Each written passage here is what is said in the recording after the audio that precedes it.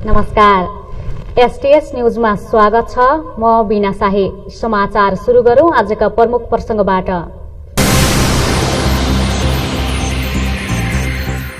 धनगढीका 6 सहित सुदूरपश्चिमका थप 17 जनामा कोरोना भाइरसको संक्रमण पुष्टि। बैतडी 10 रञ्जन नगरपालिकामा लकडाउनको घोषणा।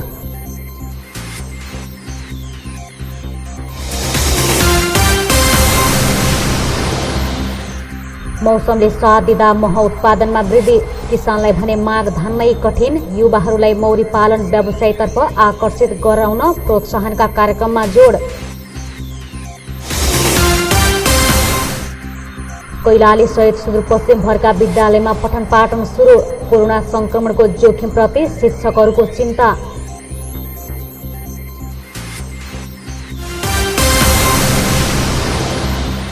उचित मूल्य नपाउँदा क्यामोमाइल जडीबुटीको खेती गरिरहेका किसान मारमा। बजारीकरण र मूल्यको समस्याले किसानले खेती गर्नै छोडे।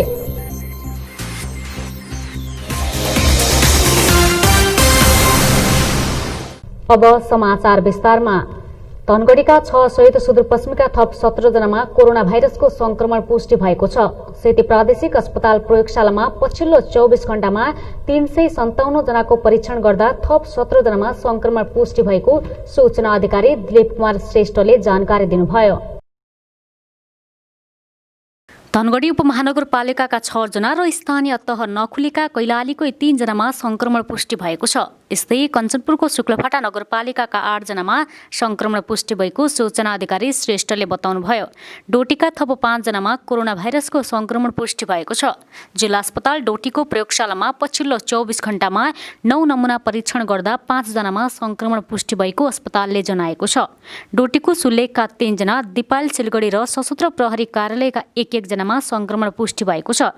यस्तै सेती प्रादेशिक अस्पतालमा उपचाररत कैलालीका कोरोना संक्रमितको मृत्यु भएको छ।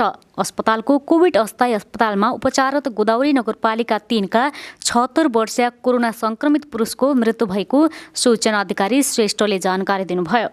मङ्सिर 14 गते अस्पताल भर्ना भएका ती पुरुषको शुक्रबार बिहान मृत्यु भएको हो। उहाँ दम रोगका समेत बिरामी रहेको अस्पतालले जनाएको छ। यो सँगै सुदूरपश्चिममा कोरोनाबाट मृत्यु हुनेको संख्या 56 पुगेको छ। यस्तै सचिवमा कोरोना भाइरसको संक्रमण पुष्टि भएपछि धनगढी उपमहानगरपालिका वडा नम्बर 3 को कार्यालय बन्द गरेको छ।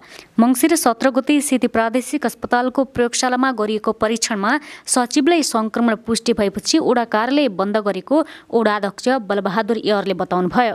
एयरले अन्य कर्मचारी र जनप्रतिनिधिको समेत परीक्षण गरिने बताउँदै मङ्सिर 28 गतेसम्म वडा कार्यालय बन्द गरेको जानकारी दिनुभयो।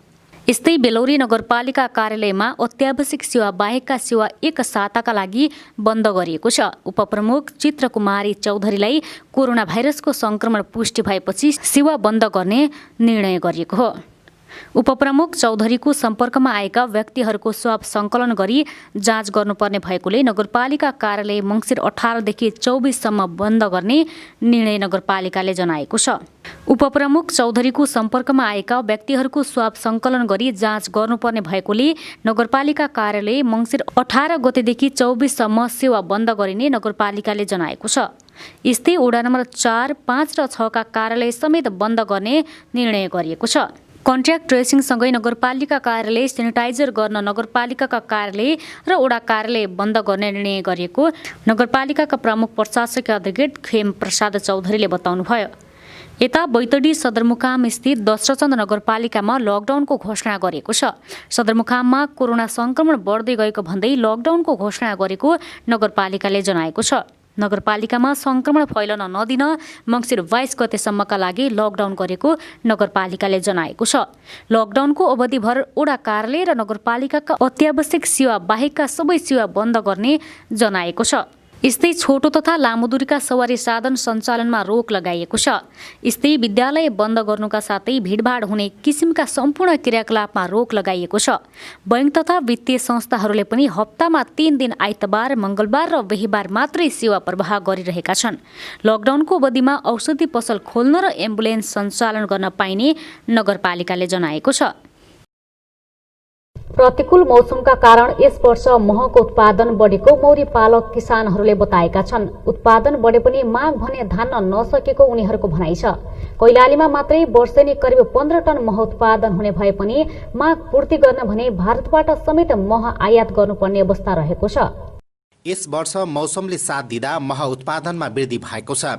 शीतलहर सुरु नभएको तथा मौसम सफा र न्यानो नै रहेकाले मौरी पालक किसानहरूले 3 पटकसम्म मह निकालिसकेका छन् भने अझै थप मह निकाल्न सकिने अपेक्षा गरेका छन्।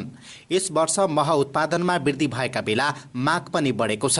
कोरोना कहरका बीच महले शरीरमा रोग प्रतिरोधात्मक क्षमता अर्थात् इम्युनिटी पावर बढाउने भन्दै सेवनकर्ताहरू बढेकाले माग धान्न गाह्रो भएको मौरी पालक किसान घनश्याम पौडेलले बताउनुभयो। अहिलेसम्मको अवस्थामा चाहिँ मौसम सफा भएको कारणले शीतलहर नलागेको कारणले चाहिँ अहिले हामीले तेस्रो पटक मह काटिसक्यौँ। यही अवस्था रह्यो भने अझै थप 2 पटक पनि मह काट्न सक्छौँ। पहिला महको माग चाहिँ कम थियो। माग्ने मान्छेहरूले पनि के अरे हामीले मह खानुपर्छ भनेर बढी महको प्रचार गर्नुपर्थ्यो। अहिले महको प्रचार गर्नु पर्दैन। कोरोना महामारीले महको माग चाहिँ बढाएको छ।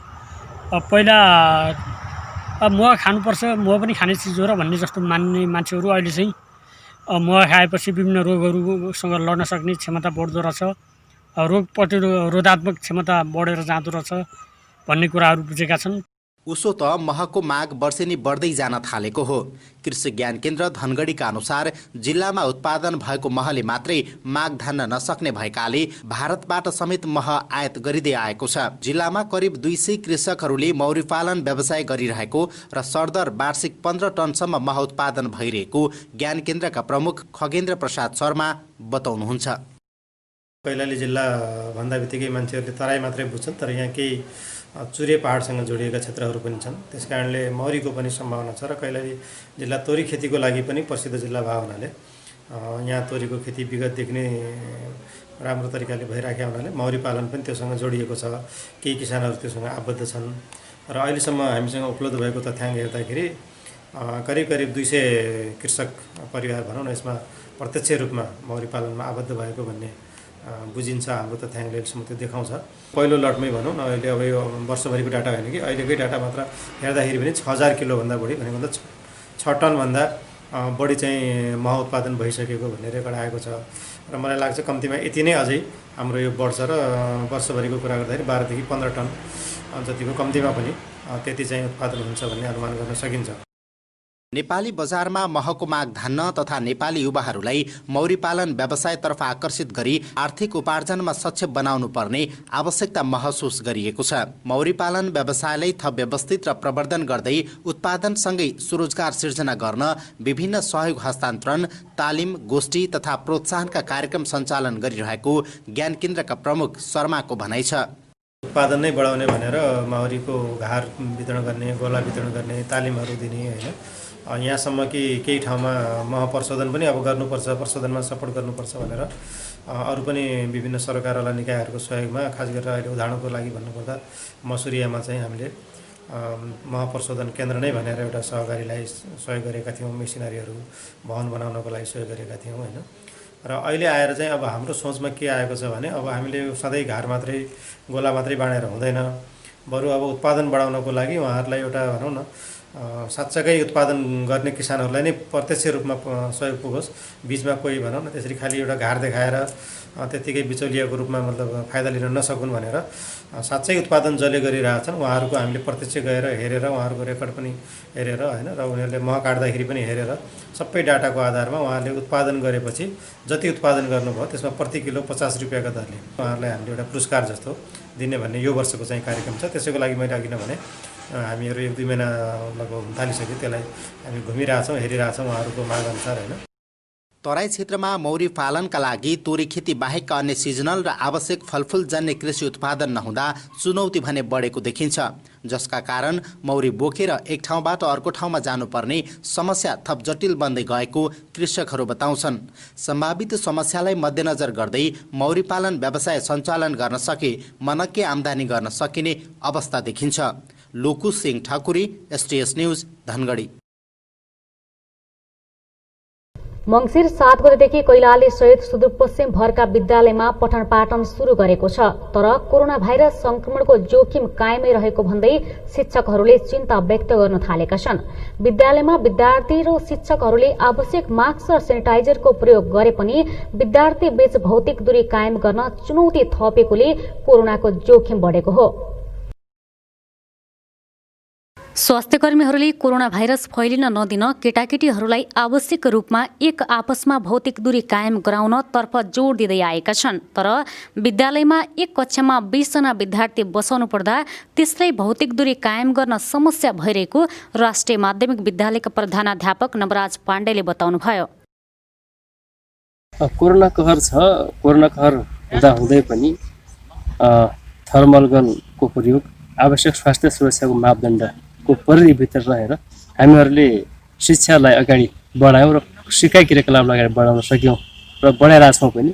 यसरी बढायो भने त्यो कोरोना कहरले खासै असर पार्ला जस्तो लाग्दैन र हामीहरू मुख्य सचेत चाहिँ भइरहनुपर्छ र भइरहेका पनि छन्। हामीहरू 2 शिफ्टमा क्लास सञ्चालन गरिरहेका छौँ। कक्षा 10 र 6 दुईटा शिफ्टमा चलिरहेछन्। कोरोना कहरपछि झण्डै 8 महिना बन्द रहेका विद्यालय खुलेपछि विद्यार्थीहरू रमाउँदै पढ्न, लेख्न र आपसमा खेल्न व्यस्त हुन थालेका छन्।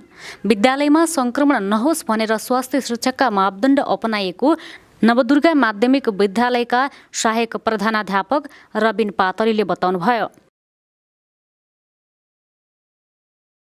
खास गरी सङ्घीय सरकारले जब यो विद्यालय सञ्चालन सम्बन्धी कार्यविधि सञ्चालनमा विद्यालय सञ्चालनका लागि कार्यविधि ल्यायो, त्यस पछाडि चाहिँ स्थानीय तहहरूले पत्राचार गरे विद्यालयहरूलाई। त्यो अनुसार चाहिँ हामीले पनि विद्यालयलाई अब कुनै न कुनै हिसाबले सञ्चालन गर्नुपर्छ भन्ने अभिभावकहरूको एउटा चाहिँ एक प्रकारको प्रत्यक्ष किसिमको दबाब र हाम्रो आफ्नै पनि एउटा चाहिँ विद्यालय सञ्चालन गर्नै पर्ने अवस्था देखिसकेपछि अहिलेको अवस्थामा हामीले हाम्रो विद्यालयको हकमा कुरा गर्ने हो भने यो नवदुर्गा माध्यमिक विद्यालय भन्सार यहाँको कुरा गर्ने हो भने अहिले हामीले विद्यालयलाई 2वटा शिफ्टमा सञ्चालन गरेका छौँ, जुन चाहिँ सरकारले जारी गरेको कार्यविधि अनुसार नै छ।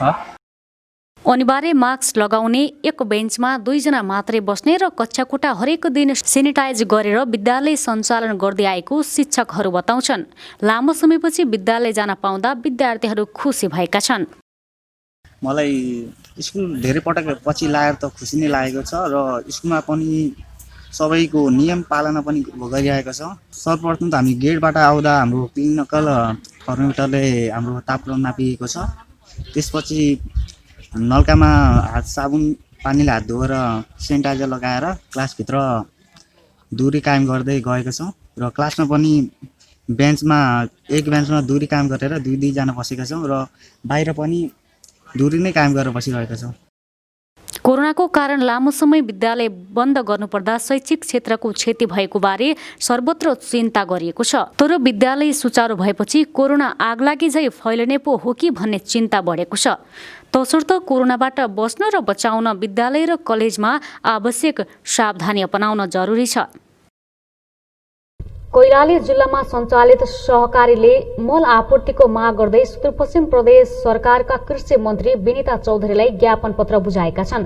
गहुँ लगाउने समयमा डीएपी मल नपाएका किसानहरूलाई युरिया मल समयमै उपलब्ध गराउने आश्वासन दिएको सरकारले हालसम्म पनि कुनै सुनवाई नगरेको भन्दै ज्ञापन पत्र बुझाएका छन्। कैलालीका किसानले भोगिरहेको मल अभावको समस्या समाधान गर्न भन्दै जिल्लामा सञ्चालित सहकारीहरूले संयुक्त रूपमा भूमि व्यवस्था, कृषि तथा सहकारी मन्त्रालयलाई ज्ञापन पत्र बुझाएका छन्। मन्त्रालयले अबको 3 दिनमा मल उपलब्ध गराउने आश्वासन दिएको कृषकहरूले बताएका छन्। बिउ छर्यौँ हैन, अब त्यो बोर्डलाई अलिकति बढाउनलाई के त्यो युरियाको आवश्यकता पर्छ। त्यो युरिया आउँछ भन्नेमा हामी ढुक्क थियौँ। अब हेर्दा त्यो पनि नआउँदाखेरि अब हामीले त्यही भएर यो एउटा आग्रह मात्र गरेका छौँ। तपाईँलाई हामीले सोमबार र मङ्गलबारसम्मलाई के अरे यो सहज तरिकाले मल उपलब्ध गराउने चाहिँ गर्छौँ। अब दीर्घकालीन समाधानको लागि चाहिँ हामी प्रक्रियामा छौँ, हामी लागिराखेका छौँ भन्ने कुरा छ। हेरौँ अब मङ्गलबारसम्मलाई अब हामीले ठिक छ, हामीले एउटा विज्ञापन बुझाएको छौँ, त्यो अनुसार हाम्रो समस्याको समाधान हुन्छ कि हुँदैन।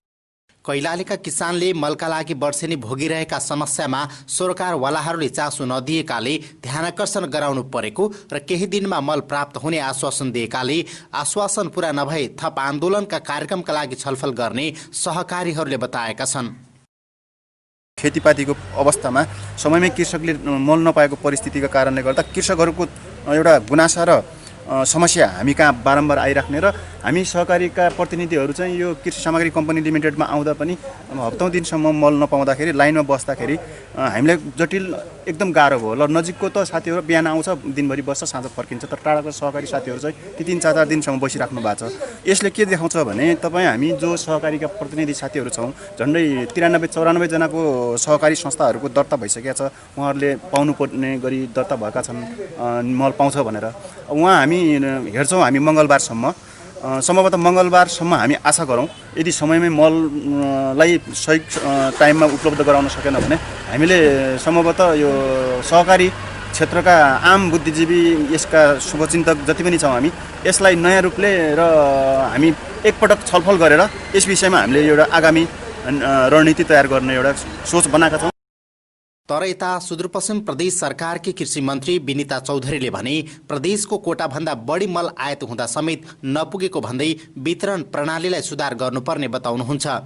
किसानका समस्यामा प्रदेश सरकार चिन्तित बनेको भए पनि संघीय सरकारको अधिकार क्षेत्र भएकाले समस्या भएको र प्रदेश सरकारले रकम विनियोजन गर्दा पनि मल खरिद गर्न नसकेको उहाँको भनाइ छ।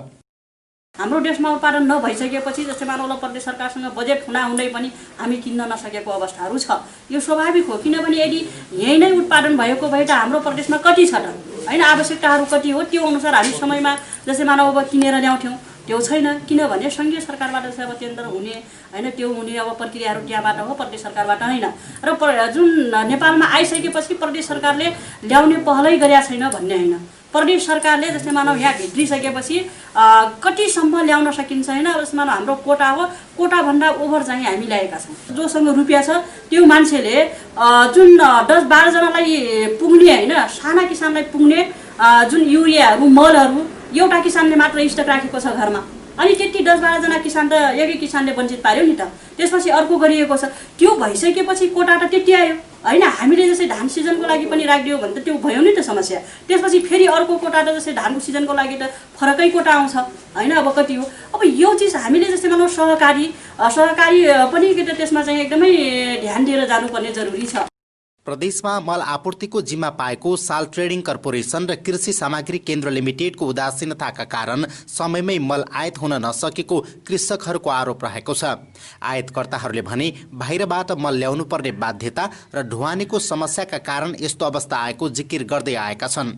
कृषि प्रधान देश मानिएको नेपालमा किसानहरूलाई हरेक पक्षबाट हुने समस्याको अन्त्य गरी दीर्घकालीन योजनाका साथ अघि बढ्न जरुरी देखिन्छ। एसटीएस न्यूजमा एकैछिन ब्रेकमा जानु अघि प्रमुख समाचार पुनः एकपटक। धनगढीका 6 सहित सुदूरपश्चिमका थप 17 जनामा कोरोना भाइरसको संक्रमण पुष्टि। बैतडी 10 रञ्जन नगरपालिकामा लकडाउनको घोषणा।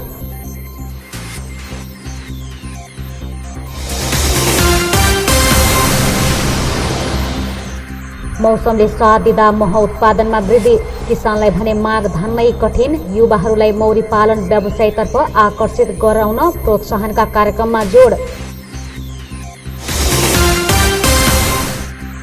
कैलाली सहित सुदूरपश्चिम भरका विद्यालयमा पठन पाठन सुरु। कोरोना संक्रमणको जोखिमप्रति शिक्षकहरूको चिन्ता।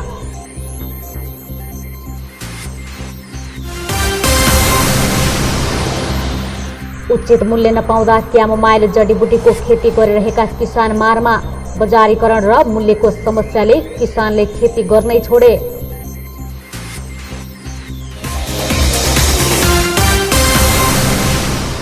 ब्रेकपछि एसटीएस न्यूजमा स्वागत छ। अब बाँकी समाचार। उचित मूल्य नपाइने र बिक्री गर्न पनि सहज नभएपछि कैलाली कञ्चनपुरमा क्यामोमाइल जडीबुटीको खेती गरिरहेका किसान मारमा परेका छन्।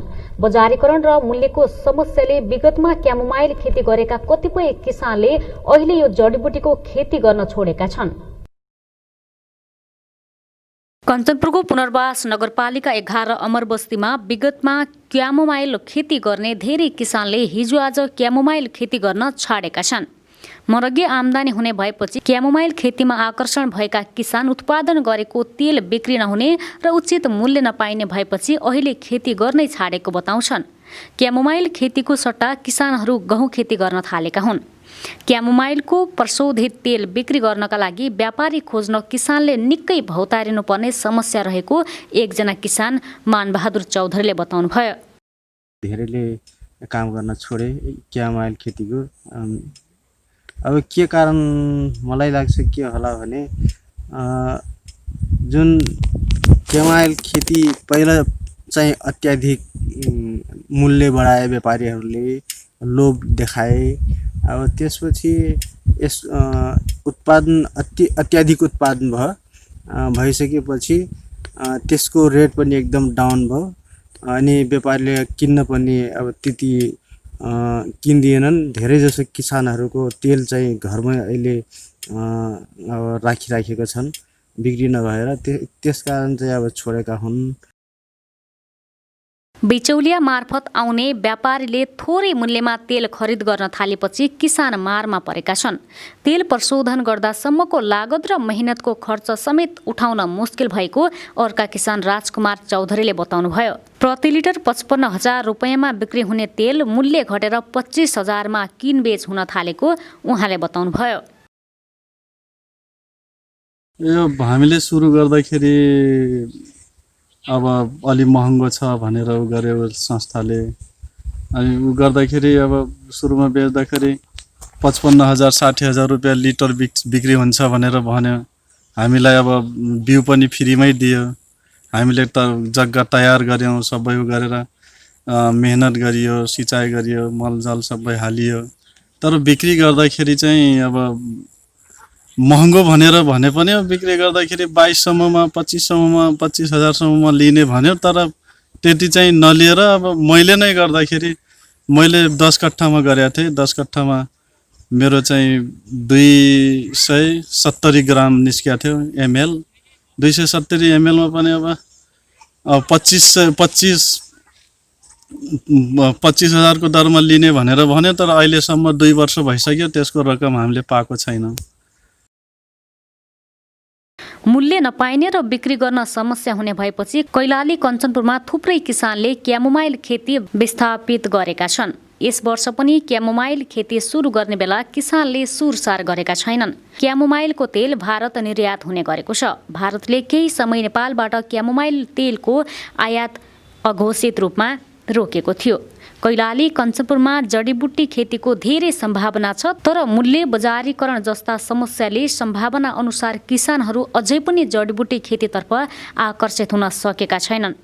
त्यसैले जडीबुटी खेतीमा किसानको आकर्षण बढाउन सरकारले उत्पादित जडीबुटीको उचित मूल्य पाउने गरी बजारीकरणमा सहयोग गर्नुपर्छ। सुदूरपश्चिम प्रदेशको 2 नगरपालिकामा भूमिहीन सुकुम्बासी र अव्यवस्थित बसोबासलाई जग्गाको लालपूर्जा वितरणको गृह कार्य थालेको छ। कैलालीको गौरीगंगा नगरपालिका र कञ्चनपुरको कृष्णपुर नगरपालिकामा 1 वर्षभित्रै सुकुम्बासी र अव्यवस्थित बसोबासलाई जग्गाको लालपूर्जा वितरण गर्ने कार्य थालेको हो। कृष्णपुर नगरपालिकाका प्रमुख प्रशासकीय अधिकृत शिवसिंह भण्डारीले 2078 असार 15 गते भित्र लालपूर्जा वितरण गर्ने योजना रहेको बताउनुभयो। कृष्णपुर नगरपालिकामा 15,000 बढी भूमिहीन सुकुम्बासी हुन सक्ने बताइएको छ। गौरीगंगा नगरपालिका पनि तयारी थालेको छ। नगरपालिका र भूमि सम्बन्धी समस्या समाधान आयोग बीच कार्तिक 27 गते भएको द्विपक्षीय सम्झौतापछि लालपूर्जा वितरणको गृह कार्य थालेको हो। प्रारम्भिक चरणमा आयोगले देशको 4 स्थानीय तहमा सुकुम्बासी र अव्यवस्थित बसोबासलाई जग्गाको लालपूर्जा वितरण कार्य थालेको छ। सो अन्तर्गत सुदूरपश्चिमको गौरीगंगा र कृष्णपुर नगरपालिकालाई छनौट गरिएको छ। कार्यक्रम अन्तर्गत भूमिहीन दलित र भूमिहीन सुकुम्बासीलाई प्राथमिकतामा राखेको बताइएको छ, जस अन्तर्गत वर्षौंदेखि पुनर्स्थापनाको पर्खाइमा रहेका मुक्त हलिया र मुक्त कमैया पनि समेटिने भएका छन्। बैतडीमा 10 किलो चरे सहित 1 जना पक्राउ परेका छन्। सुदूरपश्चिम क्षेत्रीय अनुसन्धान समूह आइराइटीको टोलीले बिहीबार राति जिल्लाको पुर्चौली नगरपालिका क्षेत्रबाट 10 किलो लागू औषध चरे सहित 1 जनालाई पक्राउ गरेको हो। पक्राउ पर्नेमा बझाङको बुङ्गल नगरपालिका वडा नम्बर 9 बस्ने 30 वर्षीय मानबहादुर धानुक रहेको प्रहरीले जनाएको छ। धानुकलाई विशेष सूचनाका आधारमा पुर्चौडी नगरपालिका 6 को मोडलीधारबाट पक्राउ गरेको क्षेत्रीय अनुसन्धान समूहले जनाएको छ। धानुकलाई जिल्ला प्रहरी कार्यालय बैतडीको जिम्मा लगाइएको छ। बैतडी प्रहरी प्रमुख प्रहरी नायब परीक्षक नारायण प्रसाद अधिकारीले अनुसन्धानकै चरणमा रहेकोले विस्तृत विवरण सार्वजनिक गर्न समय लाग्ने बताउनुभयो। यस्तै कञ्चनपुरमा हतियार देखाएर लुटपाट गर्ने 4 जना पूर्वपक्षका लागि कारागार चलान भएका छन्। गत कार्तिक 19 गते बेतकोट नगरपालिकामा पिस्तोल देखाएर लुटपाट गर्ने बेतकोट 1 का 28 वर्षीय केदार विष्ट, कृष्णपुर 5 का 24 वर्षीय दीपक भट्ट, सोही ठाउँका 22 वर्षीय पारसमणि जोशी र पुष्कर सिंह बोहरा कारागार चलान भएको प्रहरीले जनाएको छ। जिल्ला प्रहरी कार्यालयका प्रवक्ता प्रहरी नायब परीक्षक अमरबहादुर थापाले जिल्ला अदालतमा भएको छेक बहसपछि उनीहरूलाई पूर्वपक्षका लागि कारागार चलान गरेको जानकारी दिनुभयो। उनीहरूका साथबाट प्रहरीले 2 राउन्ड गोली लोड गरेको पिस्तोल, 1 थान म्यागजिन, मोबाइल 2 थान र 2 वटा मोटरसाइकल बरामद गरेको थियो। यस्तै डोटी अस्पतालको आइसोलेसनबाट भागेका 12 वर्षीय बालिकाको हत्याका अभियुक्त पक्राउ परेका छन्। बझाङकी 12 वर्षीय बालिका सम्झना विकको बलात्कारपछि हत्या गर्ने अभियुक्त 16 वर्षीय राजेन्द्र बोहरालाई पक्राउ गरेको प्रहरीले जनाएको छ। जिल्ला प्रहरी कार्यालय डोटीका प्रवक्ता प्रहरी नायब परीक्षक इन्द्रबहादुर मल्लले बोहरालाई पूर्वी चौकी गाउँपालिकाको साना गाउँबाट पक्राउ गरेको जानकारी दिनुभयो। हत्या अभियोगमा पक्राउ परी पूर्वपक्षका लागि कारागार चलान गरिएका बोहरालाई बाल सुधार गृहमा राखिएको थियो। कोरोना संक्रमण पुष्टि भएपछि बाल सुधार गृहबाट अस्पतालको आइसोलेसनमा भर्ना भएका बेला बोहरा भागेका थिए। संहिताको कार्यान्वयनसँगै नेपाल स्काउट प्रादेशिक संरचनामा लागेको छ। जिल्ला तहमा समिति स्काउटको प्रदेश तथा स्थानीय तहमा संरचना विस्तार गर्दै सुदूरपश्चिम प्रदेश तदर्थ समितिका संयोजक तथा सदस्य एवं सल्लाहकारहरूको शुक्रबार दीक्षान्त एवं पद तथा गोपनीयताको शपथ ग्रहण गरिएको छ। नेपाल स्काउटका राष्ट्रिय संयोजक लोकबहादुर भण्डारीले प्रदेश स्काउट संरक्षक तथा सुदूरपश्चिम प्रदेशका मुख्यमन्त्री त्रिलोचन भट्ट र प्रदेशका प्रमुख स्काउट तथा सामाजिक विकास मन्त्री कृष्णराज सुवेदीलाई दीक्षित गराउनु भएको थियो। राष्ट्रिय संयोजक लोकबहादुर भण्डारीको रोहबरमा प्रमुख स्काउट तथा सामाजिक विकास मन्त्री कृष्णराज सुवेदीले पदाधिकारीहरूलाई शपथ गराउनु भएको थियो। शपथपछि सुदूरपश्चिमका स्काउट संयोजक नरेन्द्र थापाले समुन्नत समाज निर्माणको लागि स्काउटले भूमिका खेल्ने बताउनुभयो। उहाँले प्रदेशका 88 वटा स्थानीयहरूका स्कुलहरूमा स्काउटको कमिटी गठन गर्ने प्रतिबद्धता जनाउनुभयो। सुदूरपश्चिम प्रदेश स्काउट संयोजकमा नरेन्द्र थापा, सदस्यहरूमा रमेश सिंह, खुसीरानी चौधरी, तारा थापा, सुवर्ण श्रेष्ठ, राजकुमारी महतो, पदम धामी, जमुना परियार, चन्द्रकुमारी भण्डारी, सुनिल परियार र राजेन्द्र शाही छन्। समाचार सक्नुअघि अन्तमा मुख्य समाचार पुनः एकपटक। धनगढीका 6 सहित सुदूरपश्चिमका थप 17 जनामा कोरोना भाइरसको संक्रमण पुष्टि। बैतडी 10 रञ्जन नगरपालिकामा लकडाउनको घोषणा।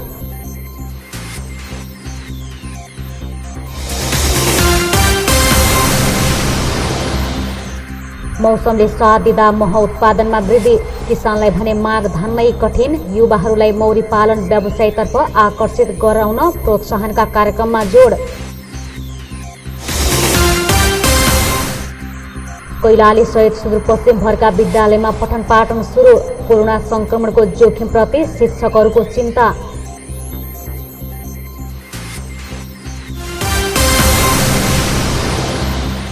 उचित मूल्य नपाउँदा क्यामोमाइल जडीबुटीको खेती गरिरहेका किसान मारमा। बजारीकरण र मूल्यको समस्याले किसानले खेती गर्नै छोडे।